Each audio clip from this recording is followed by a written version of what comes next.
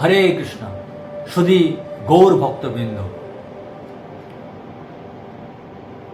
পানিহাটি চিরাদধি উৎসব বা দণ্ড মহোৎসব সম্বন্ধে আজ আমরা বিস্তারিত তথ্য জানব।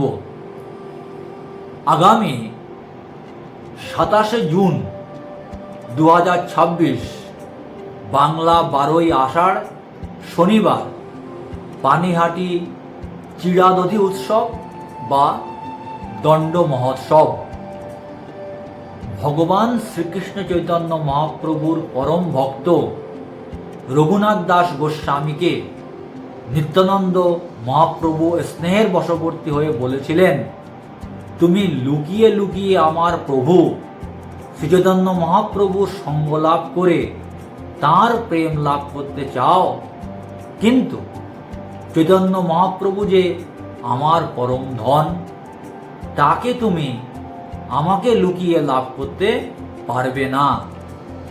বাস্তবিক পক্ষে আদিগুরু নিত্যানন্দ প্রভুর কৃপা ছাড়া ভগবান শ্রীচৈতন্য মহাপ্রভুর কৃপা লাভ করা যায় না। রঘুনাথ দাস গোস্বামী নিত্যানন্দ প্রভুকে লুকিয়ে সরাসরি শ্রীচৈতন্য মহাপ্রভুর কাছে পৌঁছান এবং গোলকের অপ্রাকৃত প্রেম ধন লাভ করতে চান।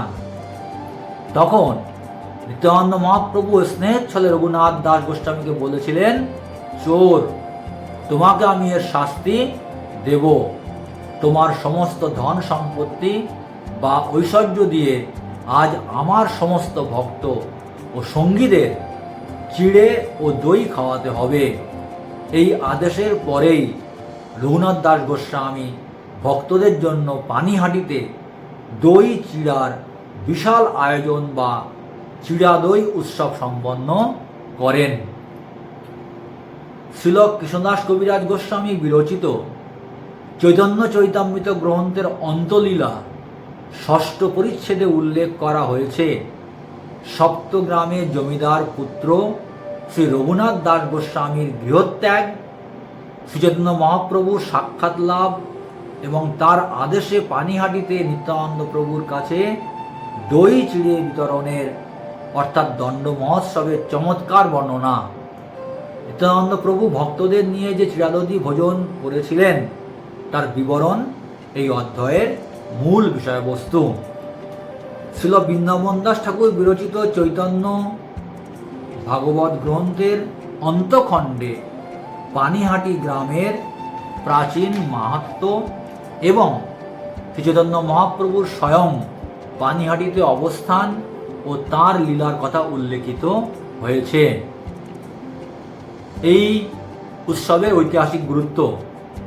শ্রীল নিত্যানন্দ প্রভু রঘুনাথ দাসকে অপরাধের প্রায়শ্চিত্ত বা দণ্ড হিসাবে দই চিড়ে ও কলা সহযোগে উৎসব করার নির্দেশ দিয়েছিলেন। পানিহাটির মহোৎসবতলা ঘাটে এই ঐতিহাসিক উৎসবে প্রতি বছর জ্যৈষ্ঠ মাসের শুক্ল ত্রয়োদশী তিথিতে হাজার হাজার ভক্ত দই চিড়ে ভোগ গ্রহণ করেন। এখন আমরা শ্রী চৈতন্য চৈতামৃত গ্রন্থের অন্তলীলার 6ষ্ঠ পরিচ্ছেদের কিছু গুরুত্বপূর্ণ শ্লোক থেকে চিরাদধি উৎসবের বর্ণনা সম্বন্ধে জানব। শ্লোক 49 থেকে 51 নম্বর শ্লোকে বলা হচ্ছে, কৌতুকে নিত্যানন্দ সহজে দয়াময়, রঘুনাথে কহে কিছু হইয়া সদয়, নিকটে না আইস চোরা ভাগো দূরে দূরে, আজি লাগো পাঞ্চাছি আজি লাগো পায়াছি দণ্ডিবু তোমারে, দধি চিড়া ভক্ষণ করাহ মোর গণে, শুনি আনন্দিত হইল রঘুনাথ মনে। কৌতুক প্রিয় নিত্যানন্দ প্রভু স্বাভাবিকভাবেই অত্যন্ত দয়াময়। রঘুনাথ দাসের প্রতি সদয় হয়ে তিনি বললেন, তুই ঠিক একটা চোরের মতো আমার কাছে না এসে দূরে দূরে পালিয়ে বেড়াস। আজ আমি তোর নাগাল পেয়েছি, তাই আমি তোকে দণ্ড দেব। আজ তোকে আমার নিজ জন দিয়ে দধি চিড়া খাওয়াতে হবে। সেই কথা শুনে রঘুনাথ দাস অত্যন্ত আনন্দিত হলেন। শ্লোক 52। সেই ক্ষণে নিজ লোক পাঠাইলা গ্রামে, ভক্ষদ্রব্য লোক সব গ্রাম হইতে আনে। রঘুনাথ দাস তৎক্ষণাৎ তার লোকেদের গ্রামে পাঠালেন ভক্ষদ্রব্য সব কিনে আনার জন্য। চিড়া, দধি, দুগ্ধ, সন্দেশ আর চিনি, কলা সব দ্রব্য আনায়া চৌদিকে ধরিলা। চিড়া, দধি, দুধ, সন্দেশ, চিনি, কলা আদি সমস্ত দ্রব্য আনিয়ে রঘুনাথ দাস গোস্বামী চারিদিকে সেগুলি রাখলেন। মহোৎসব নাম শুনি ব্রাহ্মণ সজ্জন, আসিতে লাগিল লোক অসংখ্য গণন। মহোৎসব শুনে অসংখ্য ব্রাহ্মণ এবং সজ্জন সেখানে আসতে লাগলেন। আর গ্রামান্তর হইতে সামগ্রী আনিল, 102-4 হলো না তাহা আনাইল। এইভাবে লোক বাড়তে দেখে রঘুনাথ দাস গোস্বামী অন্যান্য গ্রাম থেকে আরও সামগ্রী আনালেন এবং তিনি প্রায় 2-4 গোল মাটির পাত্র, মাটির পাত্র বা হোলনা আনালেন। এছাড়া 5-7টি বড় বড় মাটির পাত্র আনালেন এবং একজন ব্রাহ্মণ সেই পাত্রগুলিতে চিড়া ভিজাতে লাগলেন।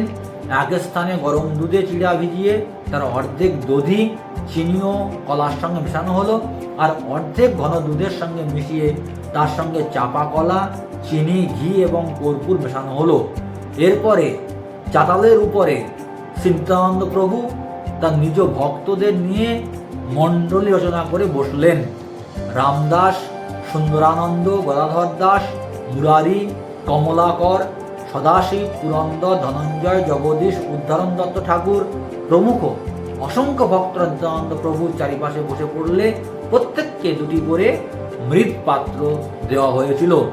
একটিতে দুগ্ধ চিড়া আর অন্যটিতে দধি চিড়া দেওয়া হয়েছিল। কোনো কোনো ব্রাহ্মণ গঙ্গা তীরে কেউ কেউ জলে দাঁড়িয়ে দধি চিড়া ভক্ষণ করেছিলেন। 20 জন লোক সমস্ত ভক্তদের চিড়া দধি পরিবেশন করেছিলেন। নিত্যানন্দ প্রভু রাঘব পণ্ডিতকে 2 পাত্রে চিড়া দধি খাওয়ানোর পর এবং সকলকে পরিবেশন করা হয়ে গেলে নিত্যানন্দ প্রভু ধ্যানে চৈতন্য মহাপ্রভুকে আনলেন সেই স্থলে, অর্থাৎ দণ্ড মহোৎসব স্থলে পানিহাটিতে। তখন নিত্যানন্দ প্রভু ও চৈতন্য মহাপ্রভু সকলের চিড়া দধি পর্যবেক্ষণ করতে লাগলেন। তারপরে নিত্যানন্দ প্রভু 1 গ্রাস চিড়া তুলে নিয়ে পরিহাস করে চৈতন্য মহাপ্রভুর মুখে দিতে লাগলেন। আবার চৈতন্য মহাপ্রভুও মৃদু হেসে 1 গ্রাস চিড়া নিত্যানন্দ প্রভুর মুখে দিতে লাগলেন। কেবল যারা অত্যন্ত ভাগ্যবান তারাই কেবল চৈতন্য মহাপ্রভুকে দর্শন করতে পেরেছিলেন। এইভাবে নিত্যানন্দ প্রভু ও চৈতন্য মহাপ্রভু একসঙ্গে চিড়া দধি খেয়েছিলেন। নিত্যানন্দ প্রভু সকলকে আদেশ দিলেন, হরিনাম উচ্চারণ করতে করতে তোমরা সকলে ভোজন করো। তখন হরি হরি ধ্বনিতে ভুবন পূর্ণ হল। সকলে হরে কৃষ্ণ কৃষ্ণ কৃষ্ণ হরে হরে, হরে রাম রাম রাম হরে হরে এই মহামন্ত্র উচ্চারণ করতে লাগলেন সমস্বরে। হরি হরি বলে বৈষ্ণবরা ভোজন করতে লাগলেন। তখন সকলের যমুনার তীরে গোপ সখাদের সঙ্গে শ্রীকৃষ্ণ ও বলরামের পুলিন ভোজনের কথা মনে পড়ে গেল। চৈতন্য মহাপ্রভু নিত্যানন্দ প্রভু অত্যন্ত কৃপালু এবং উদার। রঘুনাথ দাসের পরম সৌভাগ্যের ফলে তারা তার কাছ থেকে এত কিছু গ্রহণ করলেন। মহোৎসব হচ্ছে শুনে নানা গ্রাম থেকে সমস্ত পশারীরা অর্থাৎ দোকানদাররা চিড়া, দই, সন্দেশ, কলা ইত্যাদি নিয়ে সেখানে বিক্রি করতে এলে যে যা নিয়ে এসেছিল রঘুনাথ দাস গোস্বামী তা সব দাম দিয়ে কিনে নিয়েছিলেন এবং তাদের কাছ থেকে কিনে আবার তাদেরকেই সেগুলি খাইয়েছিলেন। আনন্দিত রঘুনাথ প্রভুর শেষ পাইয়া আপনার গণ সহ খাইলা বাটিয়া। নিত্যানন্দ প্রভুর অবশিষ্ট পেয়ে নিত্যানন্দ প্রভু প্রসাদ পেয়েছিলেন, পাওয়ার পর যে অবশিষ্ট অংশটুকু ছিল সেইটুকু রঘুনাথ দাস গোস্বামী মহা আনন্দের সঙ্গে গ্রহণ করেছিলেন এবং তার আপনজনদের সঙ্গে তা বন্টন করে ভোজন করলেন। অর্থাৎ নিত্যানন্দ প্রভুর দেওয়া প্রসাদ ভগবদ্দাস গোস্বামী গ্রহণ করলেন এবং তার সঙ্গের আপনজনদেরকে খাওয়ালেন। এইভাবে নিত্যানন্দ প্রভুর লীলাবিলাস কৃষ্ণদাস কবিরাজ গোস্বামী বিরচিত চৈতন্য চরিতামৃত গ্রন্থে বর্ণিত হয়েছে, যা চিরাদধি মহোৎসব নামে জগৎ বিখ্যাত। হরে কৃষ্ণ।